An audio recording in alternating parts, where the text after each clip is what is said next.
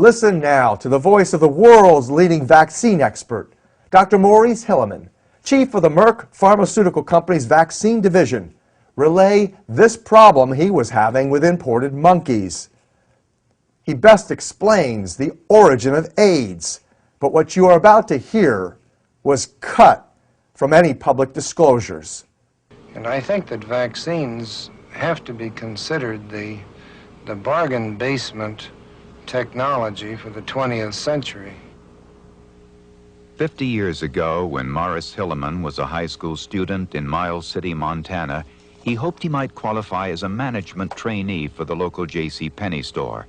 Instead, he went on to pioneer more breakthroughs in vaccine research and development than anyone in the history of American medicine.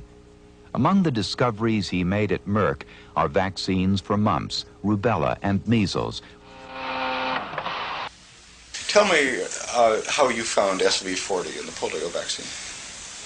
Well, that was a Merck thing. Okay. Yeah, I came to Merck, and I was going to develop vaccines. Mm-hmm. And we had wild viruses in those days. Remember the wild monkey kidney viruses and so forth?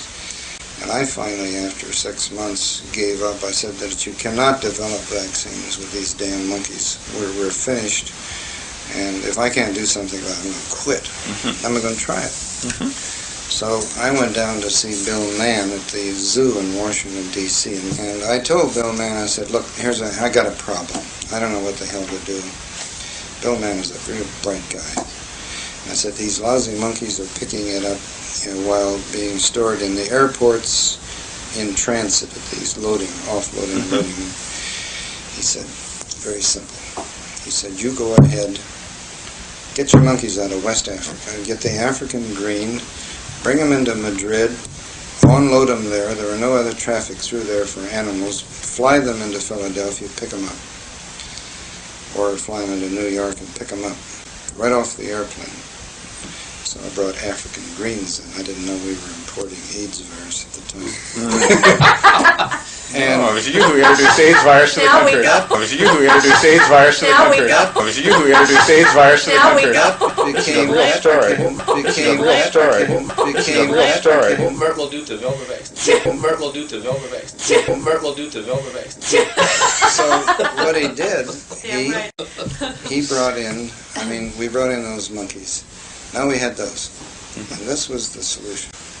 Because those monkeys didn't have the wild viruses. But we had all of these. Why didn't the greens have the wild viruses since they came from Africa? Because they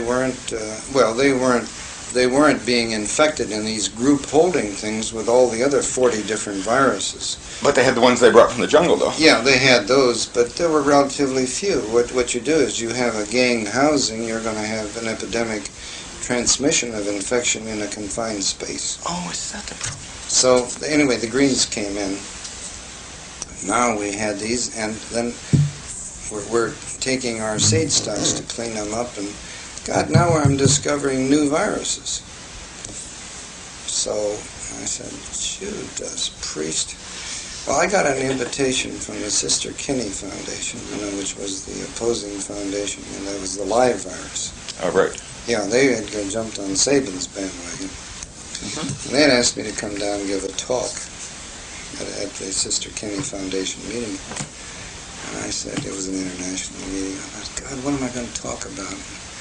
I know what I'm going to do. I'm going to talk about the detection of non-detectable viruses as a topic. There were those who didn't want a live virus vaccine.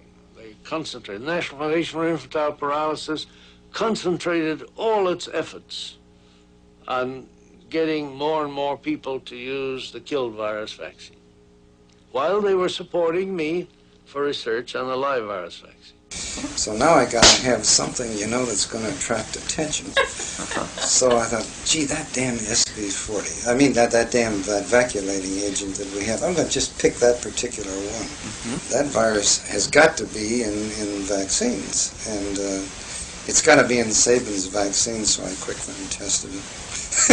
Sure enough, it was in there. And I'll be damned. so now, so I go ahead and So you just took stocks of Sabin's vaccine off the shelf here at Merck? Yeah, well, that had not been made at Merck. It was made at Merck. You were making it for Sabin at this point? Yeah, it was made before I came. Yeah, but at this point, Sabin is still just doing these massive field trials? Mm-hmm. Okay. In Russia and so forth. So I go down, I talked about the detection of non-detectable virus. And I told Albert... But at this point, Sabin is still just doing these massive field trials? Mm-hmm. Okay. In Russia and so forth. So I go down, I talked about the detection of non-detectable virus. And I told Albert, I said, listen, Albert, I said, you know, you and I are good friends. But I said, I'm going to go down there and you're going to get upset. I'm going to talk about a virus that's in your vaccine. Now, you're going to get rid of the virus. Don't worry about it. You're going to get rid of it. But, so of course, Albert was very upset with me. And What did he say? Well, he said basically that this is just another obfuscation that is going to upset vaccines. And I said, well, you know, you're absolutely right. But I said, we have a new era here. We have a new era of a detection. And the important thing is to get rid of these viruses. Why would he call it an obfuscation if it was a virus that was contaminating Well, no, the vaccine? because, there are 40 different viruses in these vaccines anyway that we were inactivating. And... But you weren't inactivating his, though. That's correct. No, that's right. But yellow fever vaccine had leukemia virus in it, and, you know, this is in the days of very crude science. So anyway, I went down and talked to him, and I said, well, why are you concerned about it? I said, well, I'll tell you what. I said, I have a feeling in my bones that this virus is different. I don't know why to tell you this, but I've been around biology a long time. I just think this virus may have some long-term effects. And he said, what? I said, well, cancer. I love it. And I love it. Go ahead. No. I said, Albert, I said, you probably think I'm nuts, but I just have that feeling. Well, in the meantime, we had taken this virus and put it into hamsters. So we had this meeting, and that was sort of the topic of the day, and the jokes that were going around was, gee, we would win the Olympics because the Russians would all be loaded down with tumors. This is where the vaccine was being tested. This was rumors. Right. So, and it really destroyed the meeting. You know, it was a big international. Yeah, right. So it was sort of a topic. You know. Anyway. Was this the Cancer Society meeting, the New York Cancer Society? No, this was the Sister Kenning. Oh, it's Sister Kenning, right. And Del Becco got up and said that he foresaw problems with these kinds of agents. Why didn't this get out in the press?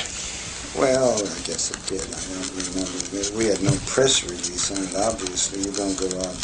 This is a scientific affair within the scientific community. This is a scientific affair within the scientific community.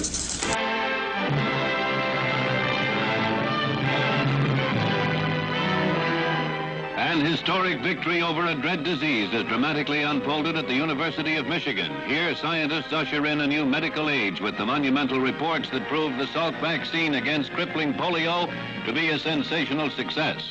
It's a day of triumph for 40-year-old Dr. Jonas E. Salk, developer of the vaccine. He arrives with Basil O'Connor, head of the National Foundation for Infantile Paralysis, which financed the tests. Hundreds of reporters and scientists from all over the nation gather for the momentous announcement. It was too much of a show. There was too much Hollywood. There was too much exaggeration.